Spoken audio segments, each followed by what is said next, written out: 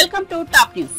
అనకాపల్లిలో ఏర్పాటు చేసిన టీడీపీ శంఖారావం సభలో నారా లోకేష్ ప్రసంగించారు. వాలంటీర్లు ఇంటింటికి తిరుగుతూ తమపై దుష్ప్రచారం చేస్తున్నారని ఆగ్రహం వ్యక్తం చేశారు. టీడీపీ వస్తే సంక్షేమ పథకాలని రద్దు చేస్తారని చెబుతున్నారని ఆరోపించారు. దేశంలో సంక్షేమ పథకాలను ప్రారంభించిందే తెలుగుదేశం పార్టీ అని, తాము అధికారంలోకి వస్తే సూపర్ 6 పథకాల ద్వారా అన్ని వర్గాలకు మేలు చేస్తామని లోకేష్ స్పష్టం చేశారు. వైసీపీ పాలనలో రోడ్లకు మరమ్మతులే లేవని విమర్శించారు. యువకులం పాదయాత్రలో పలు చోట్ల సెల్ఫీ ఛాలెంజ్లు చేశారని, వైసీపీ నుంచి స్పందనే లేదని అన్నారు. జగన్మోహన్ రెడ్డి వంటి వ్యక్తికి మరో ఛాన్స్ ఇస్తే అన్ని దోచేస్తారని స్పష్టం చేశారు. జగన్ చెప్పిన నవరత్నాలన్నీ నవమోసాలుగా మారాయని ఎద్దేవా చేశారు. మరో 2 నెలల్లో ప్రజలు మీ కుర్చీనే మర్త పెడతారంటూ లోకేష్ స్పష్టం చేశారు. ఈ 5 ఏళ్లలో రాష్ట్రంలోని ప్రాజెక్టుల్లో తట్టామట్టి అయినా తీశారా అని ప్రశ్నించారు. మద్య నిషేధం పేరుతో జగన్ ప్రజలను మోసం చేశారని, ఆరోగ్యశ్రీ ఆసుపత్రులకు బిల్లులు పెండింగ్ లో పెట్టారని మండిపడ్డారు. పేదలకు 30 లక్షల ఇల్లు అన్నారు. 3000 ఇళ్లైనా కట్టారని లోకేష్ నిలదీశారు. హాల్ టికెట్లు, మార్కు లిస్టుల పేరుట కూడా డబ్బులు దోచేస్తున్నారని ఆరోపించారు. ప్రస్తుతం రాష్ట్రంలో 4 గంటలు కూడా నాణ్యమైన విద్యుత్ ఇవ్వడం లేదని అన్నారు. సొంత తల్లిని, చెల్లిని బయటకు గెంటేసిన వ్యక్తి ప్రజలను ఆదరిస్తారా అని వ్యాఖ్యానించారు. ఈరోజు మా పిల్లల్ని చదివించాము, ప్రభుత్వ ఉద్యోగాలు వచ్చే పరిస్థితి లేకుండా పోయింది. అందుకే అన్న, నిరుద్యోగ యువకులు ఆ ఫ్యాన్కి ఆత్మహత్య చేసుకునే పరిస్థితికి వచ్చారు. ఇంతేకాదు, భవన నిర్మాణ కార్మికులు కూడా ఆ ఫ్యాన్కి ఆత్మహత్య చేసుకునే పరిస్థితికి వచ్చారు. గతంలో మనం చూసాం, కొత్త ఇసుక పాలసీ తీసుకొచ్చి భవన నిర్మాణ కార్మికులు ఆదుకుంటా అన్నారు. కానీ ఆదుకున్నారా? ఆనాడు 1000 రూపాయలకి ట్రాక్టర్ ఇసుక దొరికేది. అలాంటి ట్రాక్టర్ ఇసుక ఇప్పుడు దాదాపు 5000 రూపాయలకి పెరిగింది. ఈ రోజు భవన నిర్మాణ కార్మికుల చేతి నింద పని దొరక్క అనేక ఇబ్బందులు ఎదుర్కొంటున్నారు. అంతేకాదు, ఎలక్ట్రీషియన్లు, పెయింటర్లు, ఫిట్టర్లు, చివరికి పురోహితుడు కూడా ఉపాధి దొరకని పరిస్థితి ఈ రోజు మన ఆంధ్రలో రాష్ట్రంలో చూస్తున్నాం. చేనేత కార్మికులు ఆదుకోవాల్సిన ప్రభుత్వం ఆదుకోలేదు. చేనేత కార్మికులు కూడా ఏకంగా ఆ ఫ్యాన్ కు ఊరేసుకుని చనిపోయే పరిస్థితి ఆంధ్ర రాష్ట్రంలో చూస్తున్నాం. చిన్న కాంట్రాక్టర్లు ఎవరైతే బాగా పనిచేశారో, ప్రభుత్వం పనులు చేశారో, వాళ్ళకి సకాలంగా బిల్స్ చెల్లించగా ఇబ్బంది పెట్టి అదే ఫ్యాన్ కి ఊరేసుకునే పరిస్థితికి వచ్చారు. గత 5 సంవత్సరాల్లో దాదాపు 35,000 మంది ఈ ప్రభుత్వం వేధింపుల వల్ల, ఈ ప్రభుత్వం చేతకంతలమ వల్ల ఆ ఫ్యాన్ కి ఊరేసుకుని చనిపోయే పరిస్థితి మనందరం చూసాం. అందుకే మిమ్మల్ని అందరూ కోరుతున్నా, రెక్కల్లేని ఫ్యాన్ ని తీసి బయటపడే రోజులు తొందరలో వస్తున్నాయి. 2 నెలలు ఓపిక పట్టండి. మీ ఓటు వల్ల ఆ ఫ్యాన్ ని చెత్తపుట్లో పడేయమని ఈ సభాముఖంగా మిమ్మల్ని అందరూ నేను కోరుతున్నా. ఇంకా అభివృద్ధి సంక్షేమం గురించి కూడా భారీ డైలాగులు వేశారు తల్లి ముఖ్యమంత్రి. ఈ సభకి మీరు వచ్చినప్పుడు ఆ రోడ్డు చూసారు ఎంత దారుణంగా ఉందో. రోడ్ ఎక్కడుందా అని ఎత్తుక్కునే పరిస్థితి. నేను సెల్ఫీ దిగాలంటే నాకే అర్థమవులా, ప్రజలకు అర్థమవుతుందా ఇది రోడ్ అని, లేదంటే పంట పొలాలకు వెళ్లే రోడ్ అనుకుంటారేమో అనుకున్నా. అలాంటి రోడ్ ఈయన భారీగా అభివృద్ధి చేశాడంట. నేను నా పాదయాత్రలో సవాల్ ఇసిరిన, అనేక సెల్ఫీలు దిగా. ఆ సెల్ఫీలు దిగిన తర్వాత నేను ఛాలెంజ్ చేశా, సైకో జగన్ నువ్వు టైం డేట్ చెప్పు, సంక్షేమ అభివృద్ధి పైన నేను చర్చించడానికి సిద్ధం, నువ్వు సిద్ధమా అని అడిగిన. ప్రతి సభలో సవాల్ ఇసిరి తల్లి. దాదాపు 85 సార్లు అడిగినా అక్కడి నుంచి సౌండ్ రాలా. ఇంకో వింత జరిగింది తల్లి. ఆ మీటింగ్ లో ఇంకో వింత జరిగింది. 3ంటికి మీటింగ్ జరిగింది. మధ్యాహ్నం 3ంటికి మంచి ఎండ, సన్లైట్ ఫుల్ గా ఉంది. అప్పుడు జగన్ కార్యకర్తలు పిలిపించాడు, మీ జోబులో ఉన్న ఫోన్ తీయండి, ఫ్లాష్ లైట్ ఆన్ చేయండి అంట.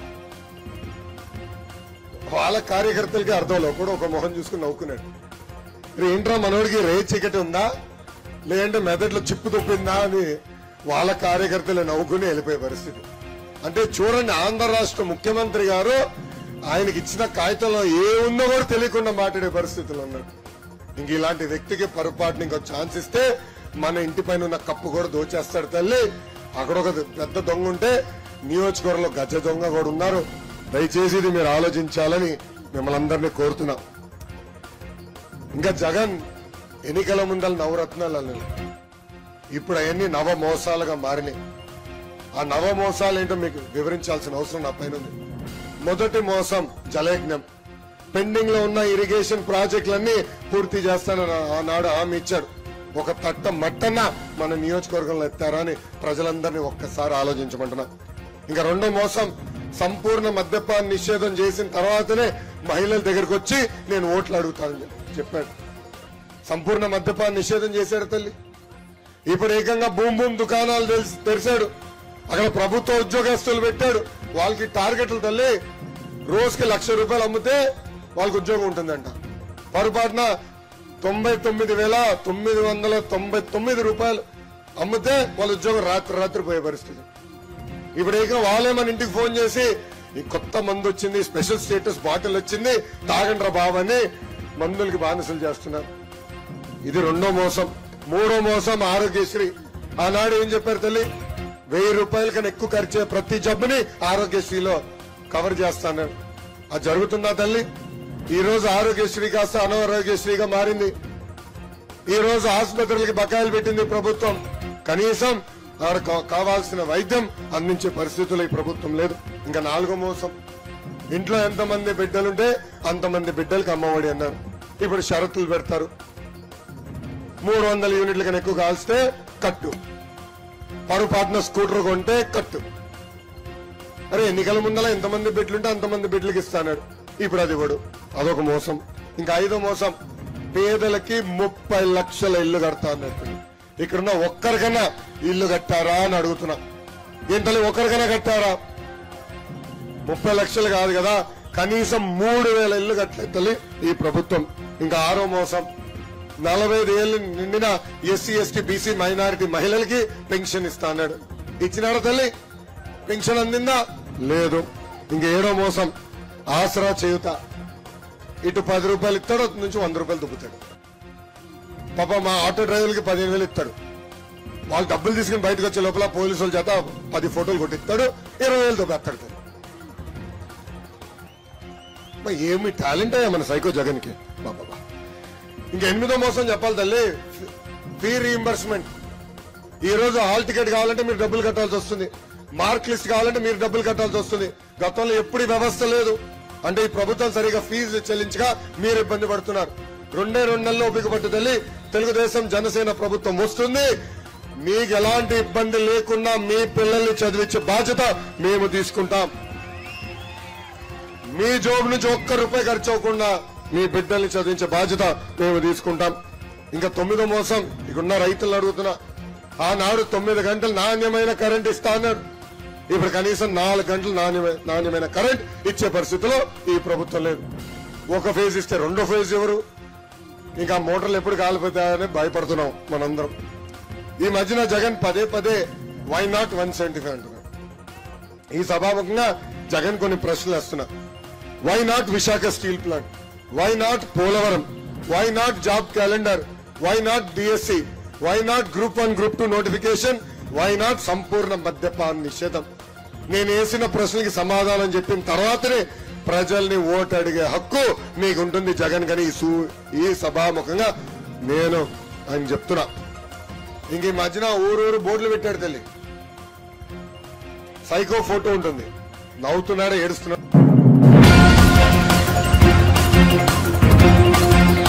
తెలంగాణ ముఖ్యమంత్రి రేవంత్ రెడ్డి ఢిల్లీకి బయలుదేరారు. సోమవారం సాయంత్రం బేగంపేట విమానాశ్రయం నుంచి ప్రత్యేక విమానంలో ఢిల్లీ వెళ్లారు. ముఖ్యమంత్రితో పాటు ఉప ముఖ్యమంత్రి మల్లుబట్టి విక్రమార్క, మంత్రి శ్రీధర్బాబు ఉన్నారు. రానున్న లోక్సభ ఎన్నికలు, తెలంగాణలో మంత్రివర్గ విస్తరణ, ఊహాగానాల నేపథ్యంలో ఈ పర్యటనకు ప్రాధాన్యత ఏర్పడింది. రేవంత్ రెడ్డి సీఎం అయ్యాక పలుమార్లు ఢిల్లీకి వెళ్లారు. విభజన హామీల కోసం గతంలో ప్రధాని మోదీ కేంద్ర మంత్రులను కలిశారు. అలాగే పార్టీ వ్యవహారాలకు సంబంధించి ఏఐసీసీ అగ్రనేతలను కలిశారు.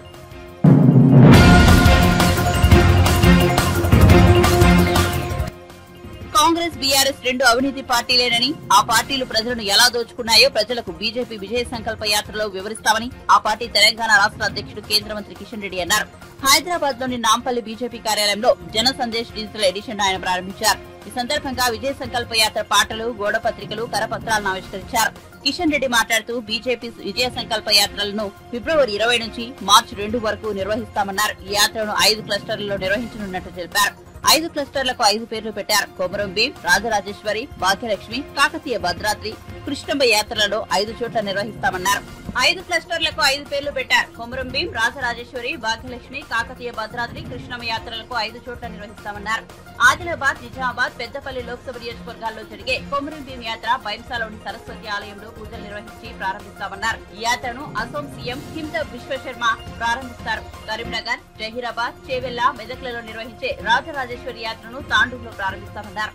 సికింద్రాబాద్, హైదరాబాద్, మల్కాజ్గిరి, భువనగిరి లోక్సభ నియోజకవర్గాల్లో జరిగే భాగ్యలక్ష్మి యాత్రను గోవా సీఎం ప్రసాద్ సావంత్ భువనగిరిలో ప్రారంభించనున్నట్లు చెప్పారు. వరంగల్, మహబూబాబాద్, ఖమ్మం లోక్సభ నియోజకవర్గాల్లో జరిగే కాకతీయ భద్రాద్రి యాత్ర సమ్మక్క సారక్క జాతర కారణంగా ఆలస్యంగా ప్రారంభమవుతుందని తెలిపారు. మహబూబ్ నగర్, నాగల్ కర్నూల్, నల్గొండ పార్లమెంట్ పరిధిలో నిర్వహించే కృష్ణమ్మ విజయ సంకల్ప యాత్ర మక్తల్లోని కృష్ణ గ్రామం నుంచి ప్రారంభమవుతుందని వెల్లడించారు. దీన్ని కేంద్ర మంత్రి పురుషోత్తం రూపాల ప్రారంభిస్తారని తెలిపారు. తీసుకోవడం జరిగింది. అది ఆర్టికల్ 370 కావచ్చు, ట్రిపుల్ తలాక్ కావచ్చు, లేక అయోధ్యలో రామ మందిర నిర్మాణం కావచ్చు, లేకపోతే 5 కేజీల బియ్యం కావచ్చు, లేకపోతే అనేక రకాలుగా మరి కేంద్ర ప్రభుత్వం తీసుకున్నటువంటి నిర్ణయాలు ఈరోజు దేశ ఆర్థిక వ్యవస్థ ప్రపంచంలో 5వ స్థానంలో ఉంది. అతిపెద్ద ఆర్థిక వ్యవస్థగా ఈరోజు భారతదేశము ప్రపంచ దేశాల ముందు చాలా ఎత్తుకొని తిరుగుతూ ఉంది, 5వ స్థానంలో నిలబడి. కాబట్టి ఈ యొక్క 2019కి ఇప్పుడు చూసినట్లయితే మరి ప్రజల్లో మరింత మద్దతు ఈరోజు భారతీయ జనతా పార్టీకి ఉన్నది. కాబట్టి ఈ ఎన్నికల్లో తెలంగాణ నుంచి కూడా అన్ని సీట్లలో గెలవాలనేటువంటి లక్ష్యంతో పోటీ చేస్తూ ఉన్నాం. ఆ దిశలోనే రాష్ట్ర పార్టీ అనేక సార్లు చర్చించుకుంటున్నాం. జాతీయ స్థాయిలో కూడా మరి వాళ్ళు అడిగినప్పుడు కూడా ఇదే విషయం చెప్పడం జరిగింది. జాతీయ పార్టీ కూడా పూర్తి విశ్వాసం తెలంగాణలో మెజార్టీ సీట్లు భారతీయ జనతా పార్టీ సాధిస్తుందనేటువంటి విశ్వాసం జాతీయ పార్టీ ఇప్పటికీ అనేక సార్లు వ్యక్తం చేయడం జరిగింది. అందుకే రేపు 5 యాత్రలు కూడా జాతీయ స్థాయి నాయకులు వస్తూ ఉన్నారు.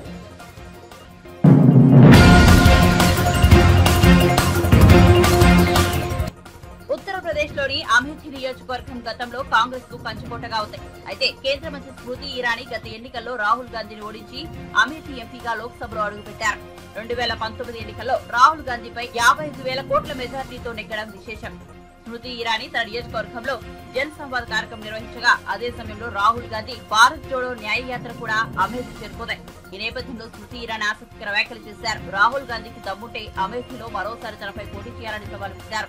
రాహుల్ పై అమేథీ ప్రజలు ఎంత ఆగ్రహంగా ఉన్నారో ఇవాళ స్పష్టంగా కనిపిస్తోందన్నారు. గత ఎన్నికల్లో వాయనాడ్ నుంచి గెలిచాక అమేథీ ఓటర్ల నుంచి రాహుల్ చేసిన వ్యాఖ్యలు అయోధ్య రామ మందిరం ప్రారంభోత్సవానికి దూరంగా ఉండాలని కాంగ్రెస్ తీసుకున్న నిర్ణయం పట్ల అమేథీ ప్రజలు మండిపడుతున్నారు. ఇవాళ రాహుల్ గాంధీ అమేథీలో అడుగు పెట్టి ఖాళీగా ఉన్న వీధులు దర్శనమిచ్చాయని స్మృతి పేర్కొన్నారు.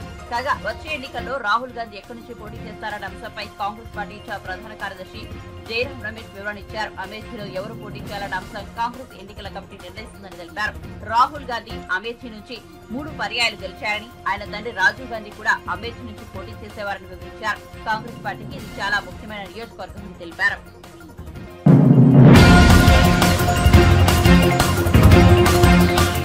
మేడారం వెళ్లే బస్సుల్లో కోళ్లు, గొర్రెలు, మేకలకు అవకాశం లేదని టీఎస్ఆర్టీసీ ఎండీ సజ్జనార్ స్పష్టం చేశారు. సమ్మక్క సారక్క జాతర నేపథ్యంలో టీఎస్ఆర్టీసీ వేలాది బస్సులను మేడారంకు నడుపుతోంది. అయితే వీటిలో మూగజీవాలకు ఎంట్రీ లేదని సజ్జనార్ తెలిపారు. ఆర్టీసీ బస్సుల్లో మూగజీవాలను తీసుకురాకుండా భక్తులు సహకరించాలని కోరారు. భక్తులు ఆర్టీసీ సేవలను వినియోగించుకోవాలని సూచించారు. సమ్మక్క సారక్క జాతర నేపథ్యంలో తెలంగాణ వ్యాప్తంగా 6,000కు పైగా బస్సులు నడుపుతున్నట్టు చెప్పారు. గతంలో ఎన్నడూ లేని విధంగా విజయలక్ష్మి పథకంలో భాగంగా ఆర్టీసీ బస్సుల్లో మహిళలకు ఉచిత ప్రయాణ సౌకర్యం కల్పిస్తున్నట్టు తెలిపారు. ట్రాఫిక్ ను దృష్టిలో పెట్టుకుని మేడారంలో 15 కిలోమీటర్ల మేర 48 క్యూ లైన్లు ఏర్పాటు చేసినట్టు తెలిపారు. మేడారం జాతరలో 15,000 మంది సిబ్బంది విధులు నిర్వహిస్తున్నారన్నారు. ఆర్టీసీ సిబ్బంది ప్రయాణికుల పట్ల సేవాభావంతో వ్యవహరించాలని సూచించారు.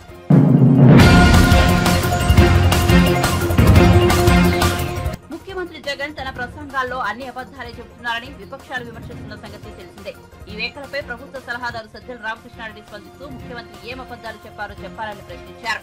సజ్జల వ్యాఖ్యలపై టీడీపీ నేత మాజీ మంత్రి కొల్లు రవీంద్ర స్పందిస్తూ జగన్ చెప్పేవన్నీ నిజాలైతే బహిరంగ చర్చకు ఎందుకు వెనకడుగు వేస్తున్నారని ప్రశ్నించారు. హామీలో 99% అమలు చేస్తామని జగన్ పచ్చి అబద్దాలు చెబుతున్నారని విమర్శించారు. వెబ్సైట్ నుంచి టీడీపీ మేనిఫెస్టోను తొలగించారంటూ జగన్ తప్పుడు ప్రచారం చేస్తున్నారని కొల్లు రవీంద్ర మండిపడ్డారు. మద్య నిషేధం చేసిన తర్వాతే ఓట్లు అడుగుతానన్న జగన్ ఇప్పుడు ఓట్లు ఎలా అడుగుతారని ప్రశ్నించారు. సిపిఎస్ రద్దు చేస్తానని చెప్పి మోసం చేశారని దుయ్యబట్టారు. అంగన్వాడీలకు తెలంగాణ కంటే 1,000 రూపాయలు ఎక్కువగా ఇస్తారని చెప్పి మాట తప్పారని విమర్శించారు. కేంద్రం మెడల్ వచ్చి ప్రత్యేక హోదా తెస్తారని చెప్పారని, అమరావతిని రాజధానిగా కొనసాగిస్తామని చెప్పారని, 2 బిడ్డలకు అమ్మఒడి ఇస్తారని చెప్పారని, అన్ని విషయాల్లో మాట తప్పారని అన్నారు. ఈ అంశంపై బహిరంగ చర్చకు రావాలని చంద్రబాబు సవాల్ విసిరారని చెప్పారు. గెలిపించుకుని మన బీసీల సత్తా ఏంటో చూపించాలని కూడా మిమ్మల్ని అందరినీ కోరుతా ఉన్నా. ఇవాళ మరొక విషయం, రాష్ట్రంలో జగన్మోహన్ రెడ్డి పని అయిపోయింది. ఇవాళ అతనికి అర్థమైపోయింది. అందుకనే ఊరూరో బ్యానర్లు పెడతా ఉన్నాడు. ఏంటండి అది? చెప్పాలి, ఏంటది? సిద్ధం. దేనికోసం సిద్ధం? ఓడిపోవడానికి, దిగిపోవడానికి సిద్ధమా జగన్మోహన్ రెడ్డి మనం అడుగుతా ఉన్నాం.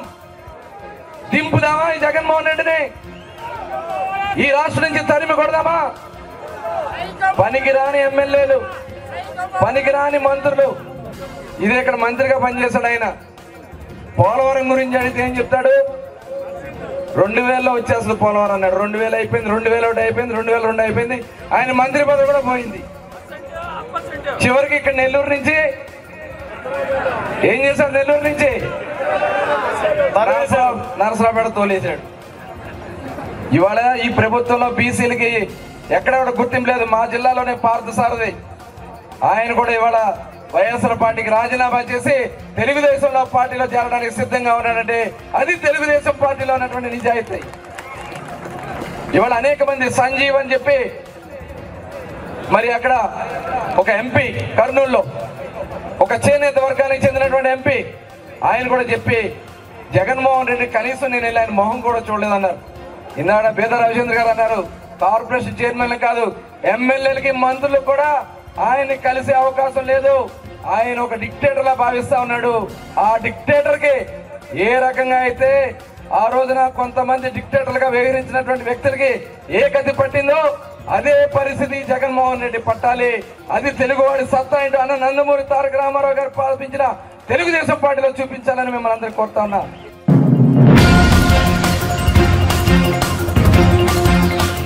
కరోనా మహమ్మారి పంజా విసురుతున్న సమయంలో కూడా ప్రజలకు ఎలాంటి సమస్యలు ఇబ్బందులు లేకుండా చూసుకున్న ఘనత ముఖ్యమంత్రి జగన్ కే దక్కుతుందని మంత్రి ధర్మాన ప్రసాదరావు ప్రశంసించారు. ఎన్నికలకు ముందు మేనిఫెస్టోలో పేర్కొన్న అన్ని అంశాలను ఆచరణలో పెట్టిన ఘనత జగన్ దీన్ని కొనియాడారు. ఎన్నికలకు ముందు టీడీపీ అధినేత చంద్రబాబు నాటకాలు ఆడుతున్నారని విమర్శించారు. అధికారం కోసం అడ్డదారులు తొక్కడం చంద్రబాబుకు అలవాటునని చెప్పారు. 14 ఏళ్లు సీఎంగా పనిచేసిన చంద్రబాబు సొంత ఆస్తులు కూడబెట్టుకోవడం తప్ప రాష్ట్రానికి చేసిందేమీ లేదని దుయ్యబట్టారు. రాష్ట్రాన్ని అన్ని రంగాల్లో అభివృద్ధి చేసిన ఘనత జగన్ దని కితాబిచ్చారు. 19 ఏళ్లు సీఎంగా పనిచేసిన చంద్రబాబుకు ఉద్దానం ప్రాంతంలో కిడ్నీ వ్యాధితో బాధపడుతున్న ప్రజలు కనిపించలేదా అని ప్రశ్నించారు. కిడ్నీ వ్యాధితో బాధపడుతున్న ప్రజలకు ధైర్యం చెప్పిన ఘనత జగన్ దేనని చెప్పారు. చంద్రబాబు అబద్ధపు హామీలిచ్చి మరోసారి అధికారంలోకి రావాలనుకుంటున్నారని విమర్శించారు.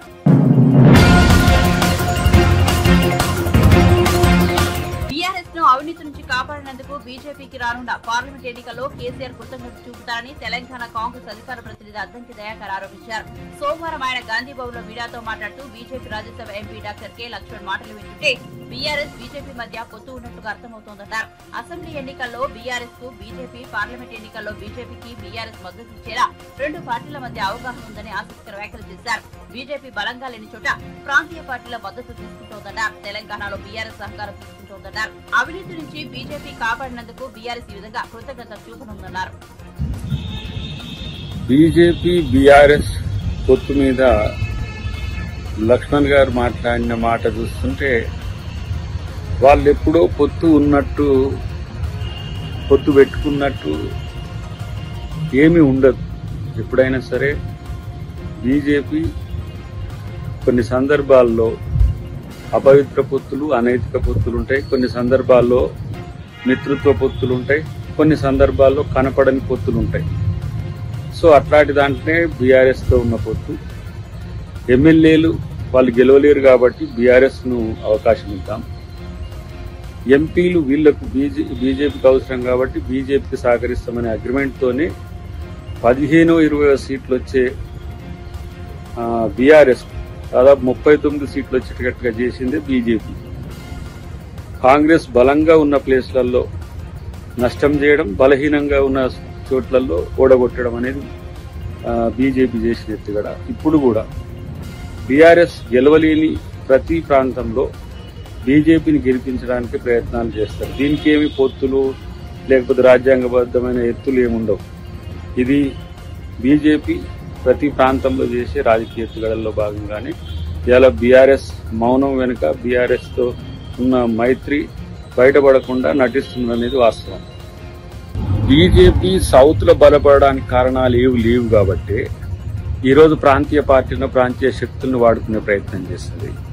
అందులో భాగంగానే ఆంధ్రాలో అన్ని పార్టీలు వాళ్ళకి అవకాశం ఇస్తాయి. తెలంగాణలో ఉన్న పార్టీ కాంగ్రెస్కు అనుకూలత పెరిగితే బీఆర్ఎస్కు బీజేపీకి నష్టం కాబట్టి దాన్ని ఏ విధంగా వినియోగించుకుంటే బీజేపీ లబ్ధి పొందుతుంది అదే ఎత్తుగడతో ఉంటుంది. దానికి పూర్తిగా సమర్థించాల్సిన అవసరం వస్తుంది. రెండవది ఏంటంటే రేపటి రోజున కేంద్రంలో మళ్ళీ బీజేపీ అధికారంలోకి వస్తే ఒకటో రెండో ఇక్కడ కలిసి కేంద్ర ప్రభుత్వంలో వాళ్ళు మంత్రివర్గంలో కూడా క్యాబినెట్లో ఉండాలనేది కూడా అది కూడా కేసీఆర్ ఉంటుంది అనేది ఇన్నర్ సర్కిల్స్ వస్తున్న వార్త. సో బీజేపీ బలపడడాన్ని డెఫినెట్గా కోరుకుంటుంది ఇలా బీఆర్ఎస్. కాంగ్రెస్ పార్టీతో ఎలాగూ వాళ్ళు సఖ్యతతో ఉండలేదు కాబట్టి భవిష్యత్తులో కూడా ఉండలేని స్థితి ఉన్నది కాబట్టి అధికారం బీజేపీ వస్తుందనే ఉద్దేశంతోనే ఆ ప్రయత్నాలు చేస్తున్నారు. చూడండి రేపటి రోజున క్లియర్గా ఎమ్మెల్యే ఎలక్షన్స్లో ఏ విధంగా వాళ్ళ పొత్తు కనబడ్డదో ఎంపీ ఎలక్షన్స్లో కూడా అదే రకమైన పొత్తు ఉంటుంది. దానికి ఇన్ని రోజులు జరిగిన అవినీతిని బీజేపీ ప్రభుత్వం భరించింది, బీజేపీ ప్రభుత్వం సమర్థించింది, మోడీ అమిత్ షా కాపాడింది కాబట్టి కేసీఆర్ ఇంతవరకు రాగలిగింది. కాబట్టి ఆ కృతజ్ఞత తీర్చుకునే పనిలో బీఆర్ఎస్ ఉంటుందని నేను అనుకుంటున్నాను.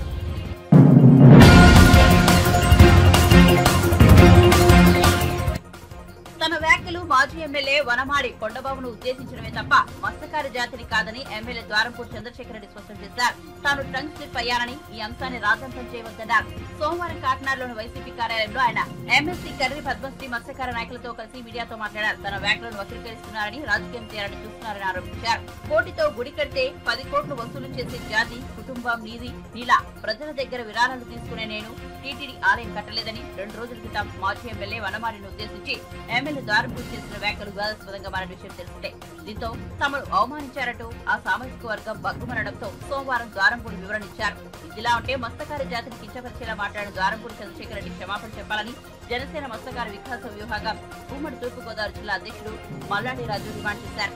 రాష్ట్రంలోని 40 లక్షల మంది మత్స్యకారుల మనోభావాలను ఎమ్మెల్యే వ్యాఖ్యలు దెబ్బతీశాయని కాకినాడ టీడీపీ ప్రధాన కార్యదర్శి మత్స్యకార సంఘ నాయకుడు తుమ్మల రమేష్ అన్నారు. ప్రెస్ మీట్ కి పిలిచిన వెంటనే వచ్చినటువంటి పాత్రికేయ మిత్రులందరికీ కూడా నమస్కారాలు తెలియజేసుకుంటూ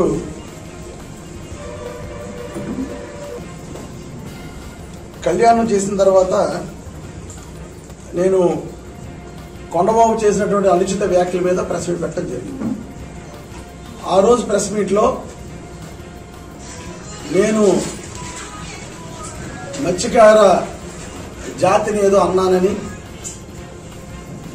దాన్ని పొలిటికలైజ్ చేయడం కోసం కొందరు రాజకీయ స్వార్థమైనటువంటి కొందరు రాజకీయ నాయకులు పొలిటికలైజ్ చేస్తున్నారు. ఒక్కసారి మీడియా మిత్రులకి నేను ఆ రోజు మాట్లాడిన సందర్భాన్ని వాళ్ళు పెడుతున్న వీడియోని నేను ఏం మాట్లాడింది చూపించిన తర్వాత నేను వివరంగా మళ్ళీ వేరేదో చెప్తాను.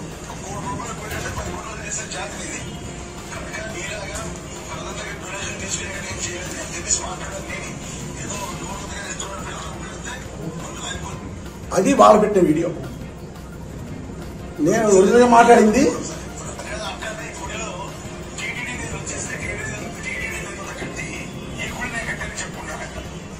ఇది నేను మాట్లాడింది ఒరిజినల్.